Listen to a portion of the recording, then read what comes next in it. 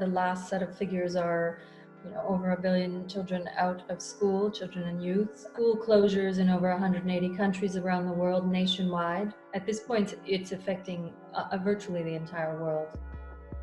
Right now, the world's largest homeschooling experiment is taking place. Millions of parents across the country are struggling as they try to homeschool their children. The governor's order to close schools takes effect for everyone. School closures. Very unlikely schools would resume this school year.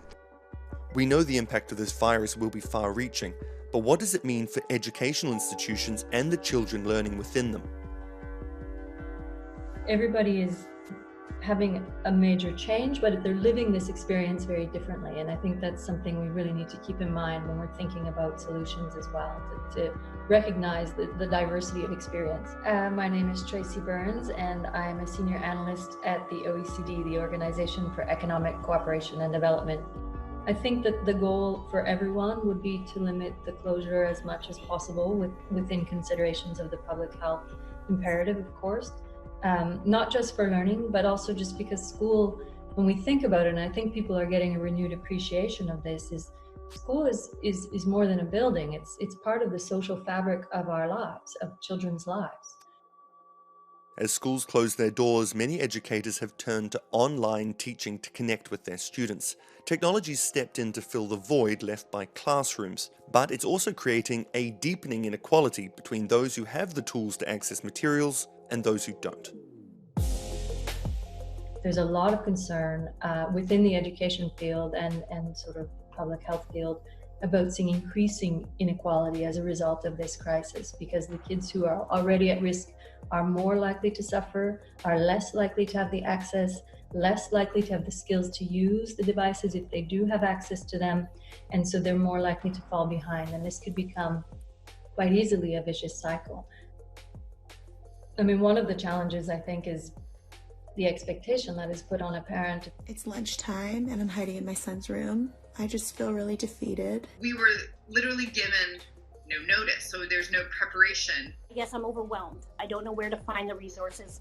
It's a burden to your regular routine. We're lucky in our family that I'm able to be here with them. Even the most skilled educator has a hard time balancing different demands and personalizing learning for very different groups of children. So one of the things I think that's really a clear take home from the parent side is it's okay to do your best, and it's okay to not be perfect. The most important thing for parents to do is self-care, because so many mothers try to be teacher and mother at the same time, and it is just impossible for them to take on the role of a teacher. My name is Dr. Minna Chau. I'm a clinical psychologist specializing in children and adolescents. There are many families are experiencing doing homeschooling, and no matter how hard you try, and it is a profession on its own. I'm gonna let them dance. Some children, their attention span is very short. They're not going to be talking to you in front of the computer for like an hour. They're not. So those are the ones who's going to be having a hard time and falling behind. One of the open questions, of course, is the emotional impact, because this is very destabilizing for students, their teachers, parents, all of us, in fact. And that's where it's a lot less clear. You guys like going to school more or learning at home? I prefer school because there we could see our teachers and friends. Yeah, I also prefer school because, you can see your friends and I really miss them. I think the anxiety is coming from the uncertainty about when is that going to end. But nobody can tell them. And I think that is, unsettling. I do want to look at the positive of children.